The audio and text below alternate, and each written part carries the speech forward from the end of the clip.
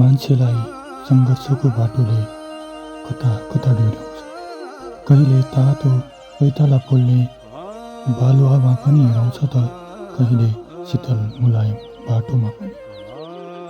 कहिले मान्छे साथी सङ्गीसँग गप्पिँदै खुसी हुँदै अघि बढिरहेको हुन्छ त कहिले एक्लै परिस्थितिको मूल्याङ्कन गर्दै बसिरहेको हुन्छ। समयको पिङमा जीवन अगाडि पछाडि भइरहन्छ। जित हार हुनलाई जीवन खेल त होइन, तर सबै पाउँदा मान्छे जितेको अनुभव गर्दै खुसी हुन्छ अनि गुमाउँदा हारेको अनुभव गर्दै दुःखी हुन्छ।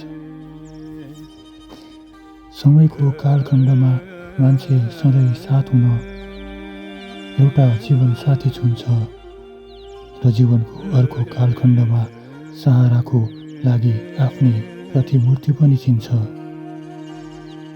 मान्छे आफ्नो खुसी छोडेर खुसी खोज्न सङ्घर्षको बाटोमा घाम पानीको केही पर्वाह नगरी अगाडि बढिरहेको हुन्छ।